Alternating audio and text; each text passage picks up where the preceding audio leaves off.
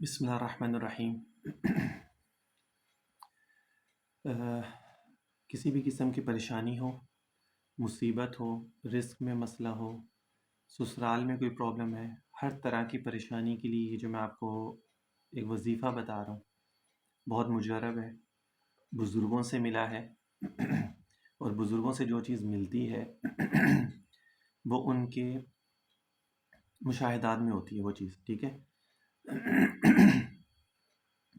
انہوں نے اس چیز کو آزمایا ہوتا ہے یا انہوں نے اپنے مریدین کو دیا ہوتا ہے کرنے کے لیے، ان سے ان کو فائدہ پہنچتا ہے ان کے عمل میں وہ چیز رہتی ہے، تو اس لیے ان سے جو ہے نا وہ فائدہ ضرور پہنچتا ہے، ٹھیک ہے۔ اچھا، یہ جو وظیفہ میں آپ لوگوں کو بتا رہا ہوں یہ مولانا حسین احمد مدنی رحمۃ اللہ علیہ کا ہے، انہوں نے اس کو بتایا، ٹھیک ہے۔ اور ان شاء اللہ تعالیٰ بہت ہی مجرب عمل ہے، آپ اس کو کریں۔ جس کی جو بھی پریشانی ہے، ہر مصیبت پریشانی کے لیے 4 نفل نماز پڑھنی ہے، سورۃ الفاتحہ کے بعد کچھ چیزیں پڑھنی ہے، وہ میں آپ لوگوں کو بتا دیتا ہوں بس، ٹھیک ہے۔ تو ان شاء اللہ تعالیٰ اس کو کریں، اس سے ضرور فائدہ ہو جائے گا۔ اچھا، ہر قسم کی مشکلات کس چیز کے لیے، یہ میں آپ کو بتا دیتا ہوں۔ ہر قسم کی مشکلات، خواہ وہ روزی ہو، رزق میں تنگی ہو، یا عزیز و اقربا کے ستانے کے مسئلے ہوں، ریلیٹیوز وغیرہ کے جو مسئلے مسائل ہوتے ہیں، ٹھیک ہے، وہ سب اس چیزوں سے ان شاء اللہ تعالیٰ حل ہو جائے گی۔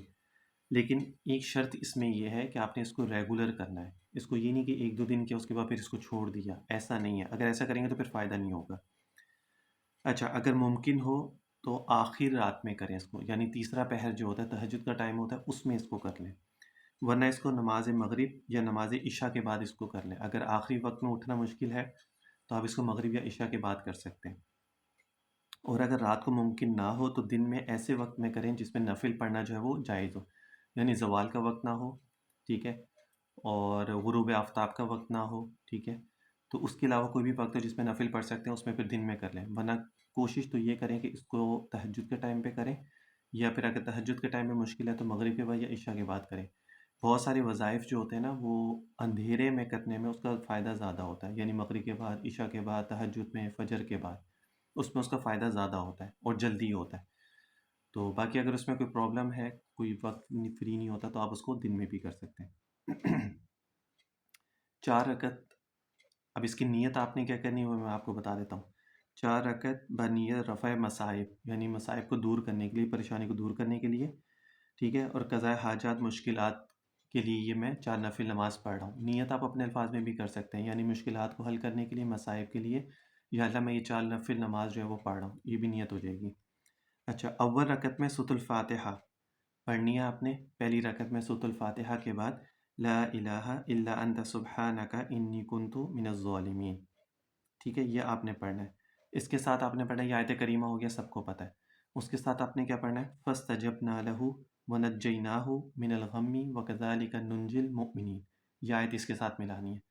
فاستجبنا لہ ونجیناہ من الغم وکذالک ننجی المؤمنین، اس کو آپ نے 100 دفعہ پڑھنا ہے، دونوں کو ملا کے 100 دفعہ پڑھنا ہے۔ پہلی رکعت میں سورۃ الفاتحہ پڑھنے کے بعد لا الہ الا انت سبحانک انی کنت من الظالمین فاستجبنا لہ ونجیناہ من الغم وکذالک ننجی المؤمنین، یہ ایسی دعائیں ہیں جو نارملی لوگ ہر کوئی پڑھتا ہے اس کو، ٹھیک ہے، اور اگر کسی کو نہیں پتہ تو اس کو یاد کر لے، 2 منٹ میں یاد ہو جائے گی۔ ایک ہو گیا۔ دوسری رکعت میں سورۃ الفاتحہ کے بعد ربی انی مسنی الضر وانت ارحم الراحمین، ربی انی مسنی الضر وانت ارحم الراحمین، دوسری رکعت میں سورۃ الفاتحہ کے بعد اس کو پڑھنا ہے، اور یہ بھی آپ نے 100 ٹائمز اس کو پڑھنا ہے، ٹھیک ہے۔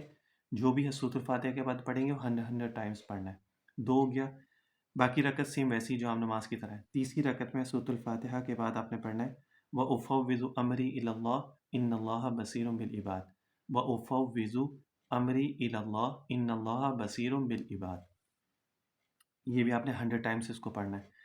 اچھا، اس کے بعد چوتھی رکعت میں، لاسٹ رکعت میں جو ہے، آپ نے سورۃ الفاتحہ کے بعد حسبنا اللہ ونعم الوکیل نعم المولا ونعم النصیر، حسبنا اللہ ونعم الوکیل نعم المولا ونعم النصیر، یہ نمبر 4 پہ ہو گیا، ٹھیک ہے۔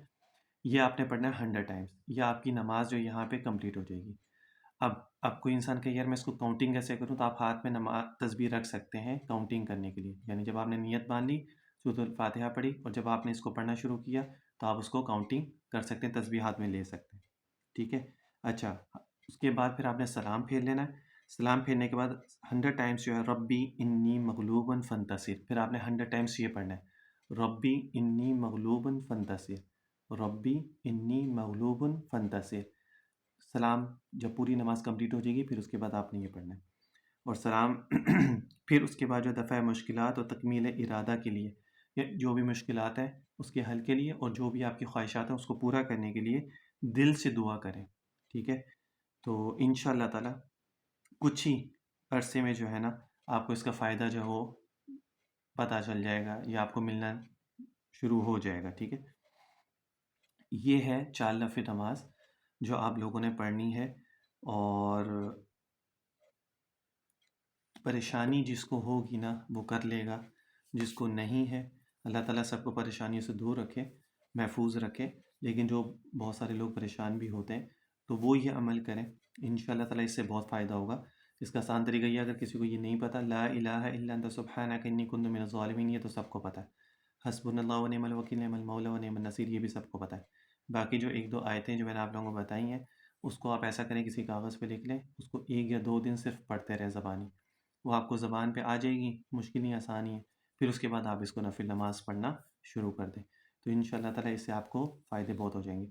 جو نہیں مانتا، کسی کے ساتھ کوئی زبردستی نہیں ہے ان وظائف کے لیے، جو وظائف کو مانتے ہیں، جو ان کے اوپر یقین رکھتے ہیں وہ کر لیں، جو نہیں کرتے وہ چھوڑ دیں، کوئی زبردستی نہیں ہے، کوئی کسی کو فورس نہیں ہے، ہر کسی کا اپنا ہے، کوئی کرتا چاہے تو کر لے، جو نہیں کرنا چاہے تو اس کی اپنی مرضی ہے۔ السلام علیکم ورحمۃ اللہ وبرکاتہ۔